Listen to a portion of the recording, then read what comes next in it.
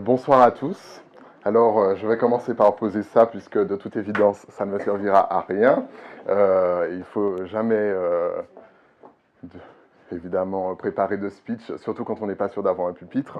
Euh, donc, on va improviser. Alors, vu qu'il est déjà 21h passé, etc., je vous propose de tester votre ultramarinité si je vous dis Yekri. Oui, Yebistikri. Est-ce que la cour dort? Bien. Vous n'êtes pas rouillé. Pas du tout. Autant d'années en métropole, enfin dans l'hexagone, le terme consacré, ne vous ont pas rouillé. C'est bien. Euh, alors écoutez, soyons tout de suite très francs. Je ne suis ni entrepreneur, ni innovateur, et ma sœur vous dirait probablement que la seule boîte que je sais ouvrir, c'est la boîte de pâtes le soir. Ça, c'est mon évidence, l'évidence de mon quotidien en tant qu'étudiant, n'est-ce pas? Oui.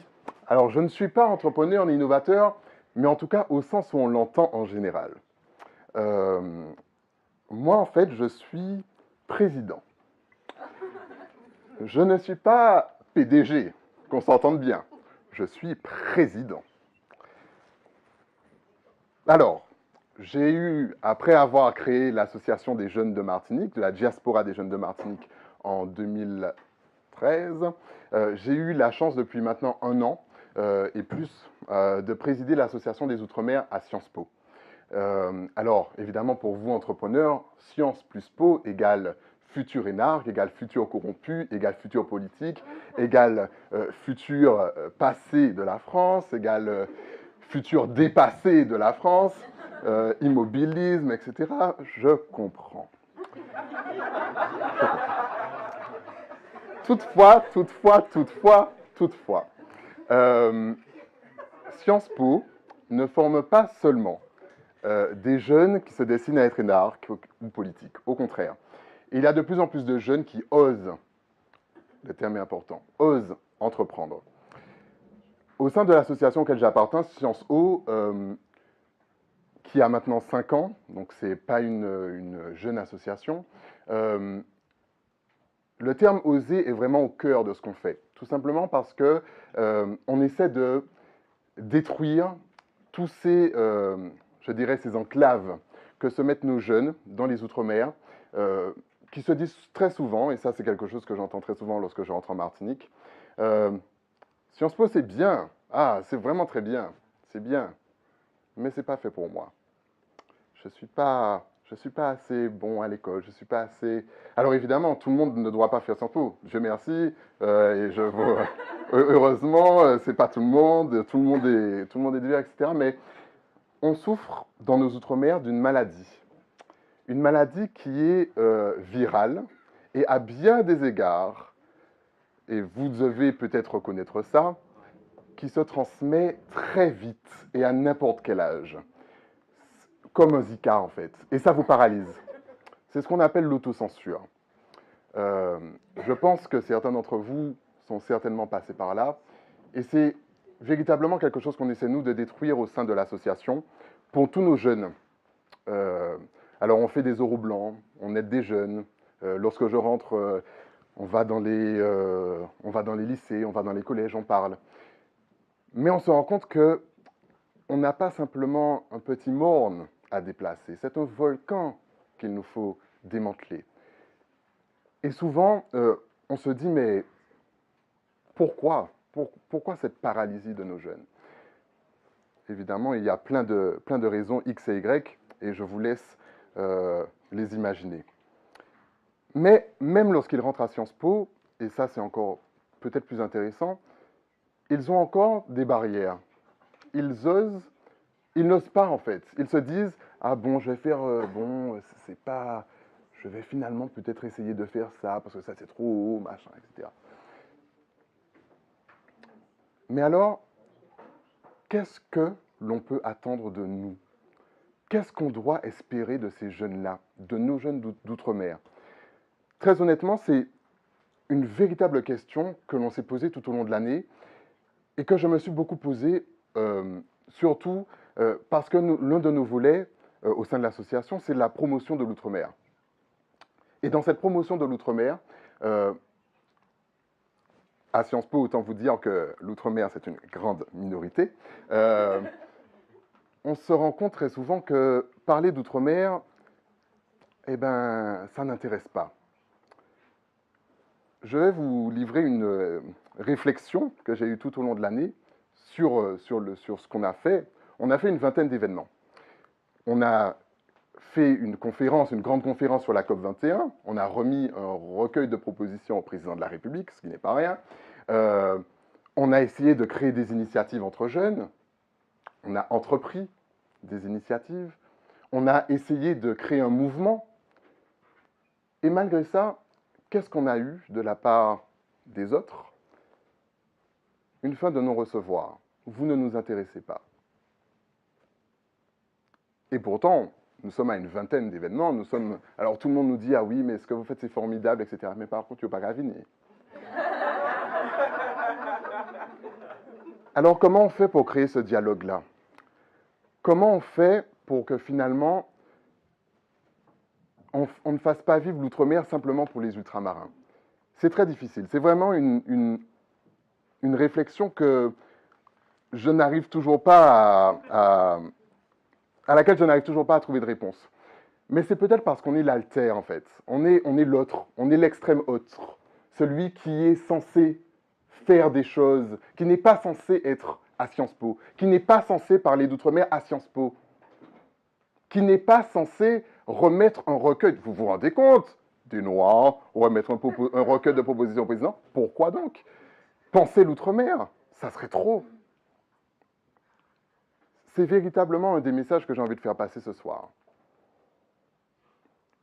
Il n'y a jamais de combat que l'on est sûr de gagner. Mais ça vaut le coup de le tenter.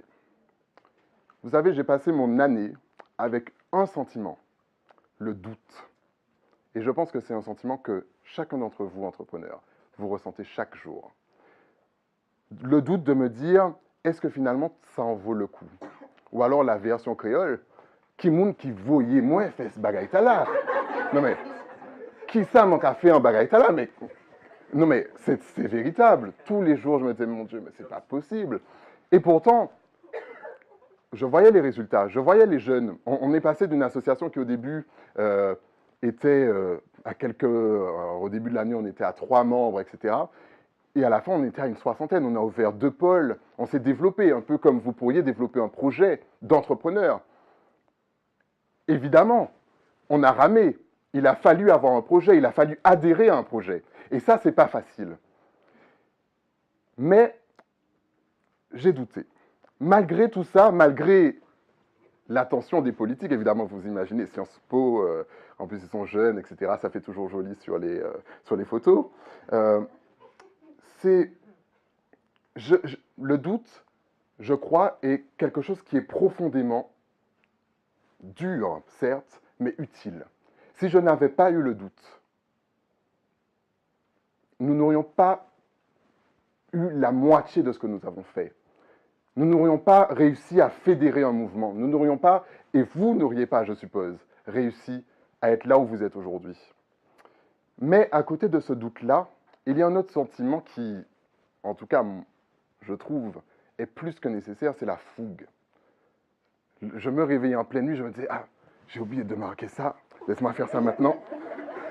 Évidemment, vous n'êtes pas qu'à trouver lumière, vous n'êtes qu'à tomber, vous n'êtes qu'à sauter. Bon, vous faites la totale. Mais cette fougue-là, c'est ce qui vous permet de vous réveiller le matin et de dire, je vais détruire un mur, je vais réussir à faire quelque chose. Parce que vraiment, c'est ce dont il s'agit. C'est réussir à se dire, mais il faut que je pousse tout le monde à faire quelque chose. Il faut que je réussisse. Pour un jeune, c'est pas facile de se dire, on est à la tête d'une équipe, en plus d'autres jeunes qui souvent se disent, mais pourquoi, alors pourtant il y a l'élection, mais bon, qui se disent pourtant, mais pourquoi c'est pas à sa place, etc. Bon. Vous connaissez ces histoires-là. Mais c'est sûr que à chaque fois, on se rend compte que ça ne va pas de soi. Que fédérer une équipe, et ça, je pense que c'est quelque chose qu'on apprend au jour le jour. Vraiment. Ça ne va pas de soi. On a plein de caractères différents, on a plein de personnes différentes. Et à chaque fois, il faut réussir à créer une synergie de tout ça. Alors évidemment, vous avez toujours celui qui ne fout rien. Évidemment. Et ça, il n'y en a pas qu'un seul en général. Vous avez celui qui est un peu trop proactif, qui a le matin, là, à 4 heures du matin. Maman, c'est à maintenant que je veux te donner une idée, Jordan. Tu vois. Mais il faut savoir faire avec tout ça. C'est ce qui fait aussi la force d'une équipe, c'est ce qui fait la force d'un projet. Il y a une chose que j'ai, avec du recul, vraiment, je crois avoir mal fait. C'est au début de l'année, je me suis dit, bon, vu qu'on est trois, bon, vous allez comprendre, évidemment, il va me falloir vraiment être une super locomotive. Alors j'ai fait tous les projets, j'ai dit, ok, nous allons faire ça, etc., machin. Et en fait, on prive l'initiative des autres. Tout au long de l'année, on prive l'initiative des autres. Pourtant, dans une entreprise, dans une association, dans un projet collectif, on ne peut pas priver les autres. Il faut construire ensemble. Et ça, vraiment, ça paraît, avec les violons, ça aurait été magnifique avec de la musique derrière, mais je vous promets que c'est pas évident. Enfin, là encore, ça ne va pas de soi. Ça ne va pas de soi. Et c'est au jour le jour qu'on apprend à faire, à développer. Eh oui, hein, vous voyez le vocabulaire quand même. Finalement, c'est pas si différent un président et un entrepreneur. Et puis, si je peux encore passer un message, ça serait de vous dire que vous êtes déjà un vrai... alors, évidemment, une chance pour l'outre-mer, ça, c'est magnifique. Georges Paul-Langevin m'a demandé de vous dire ça. Non, vraiment, vous faites déjà mentir, en fait, les statistiques. Vous faites mentir ce que les gens attendent des ultramarins. Je crois que, je me permets de me mettre dans le vous, hein, donc je dis nous, nous faisons mentir, en fait, les stéréotypes. C'est très difficile, les stéréotypes. Nous, on se retrouve en permanence face à des stéréotypes. On a des gens qui nous disent, mais pourquoi cette année vous dansez pas? Pourquoi cette année vous ne nous donnez pas des acras? Eh ben... Tu comprends?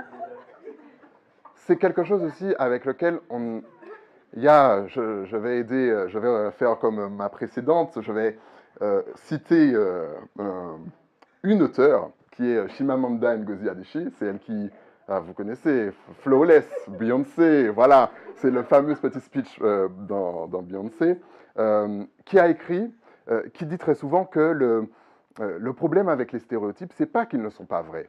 Vous savez bien que vous aimez danser, vous savez bien que vous aimez faire la fête. On est ultramarins. Bon. Le problème, c'est qu'ils ne racontent qu'une seule histoire, the single story. C'est vraiment ça le problème. On ne raconte qu'une seule histoire en mettant en avant ces clichés-là. Au début, on a voulu se dire, on va faire avec les clichés, on va utiliser les clichés. Donc on donnait à manger aux gens, on le faisait danser dans la... Ah, on a donné de notre personne, mes amis, croyez-moi. Et au final, on s'est dit, nous avons fait une erreur. Et ça, c'était pendant mes premières années à Sciences Po. Nous avons fait une erreur parce qu'en fait, nous leur donnons ce qu'ils croient que nous sommes. Nous ne sommes pas ça. Évidemment, nous sommes ça en partie, mais il faut qu'on leur montre tout le reste. C'est pour ça que nous avons initié des projets. C'est pour ça qu'il nous faut avoir des entrepreneurs.